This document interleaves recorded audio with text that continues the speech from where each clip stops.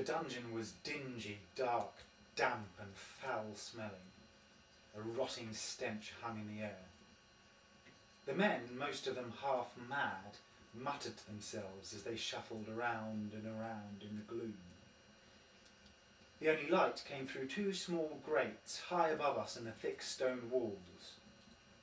The maddest of all the prisoners was the old pirate, Greybeard. On my first day, when dawn peered through the dungeon grates, I saw him get slowly to his feet. He was a giant of a man, almost a head taller than anyone else. He shook his thick, long grey hair, and then stroked the shaggy grey beard that surrounded his brown, weather-beaten face. He looked about. His eyes were a piercing sky blue. Below his left eye was a scar that ran the length of his cheek. It stood out a dirty, livid white against his brown skin. He pointed, as if seeing something in the distance, and said, "Storm coming," and then roared, "Get the sails down, look lively!" He strode around the dungeon, pushing men out of the way. I could see everyone feared him. Even in the dim first light, his red frock coat stood out amongst the other prisoners, skipping hurriedly out of his way. His shoulders were huge. He looked immensely strong. It was clear he had once been a captain, used to being obeyed. His clothes, the frock coat, dirty cream breeches and black leather boots were well made, but like him had seen better days. Then, just as suddenly as he had started, he stopped and sat down. All thoughts of the storm had passed. My short life had taught me one thing, and that was to keep out of the way. Being seen meant being beaten, or worse.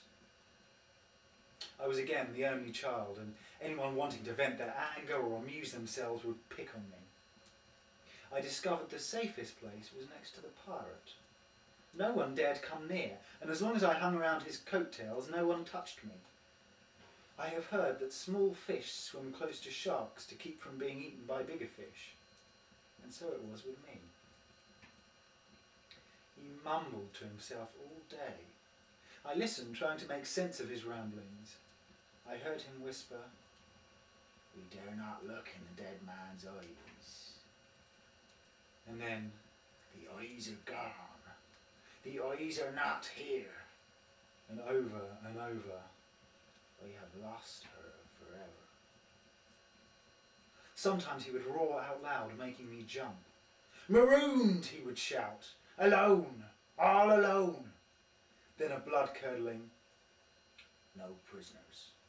Kill them all."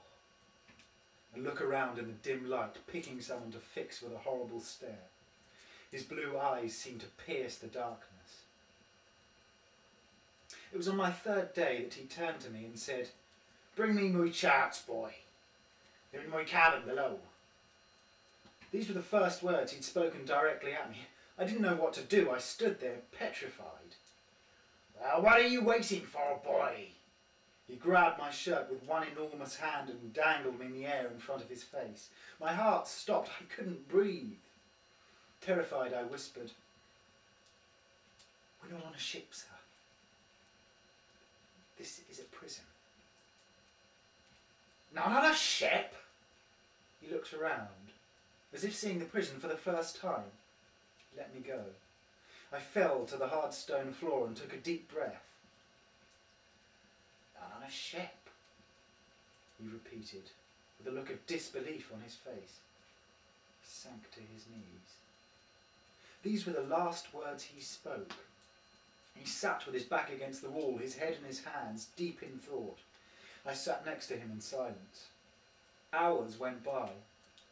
Outside I could hear the faint sounds of shouts and cheers. I wondered what was happening. Somewhere a crowd had gathered. Suddenly there was a loud roar. It wasn't a pleasant sound. As the huge man's silence continued, the other prisoners became bolder. Some now stood in front of us, twirling their fingers round their heads, making faces and grinning. They inched closer to us, but they didn't dare come within reach.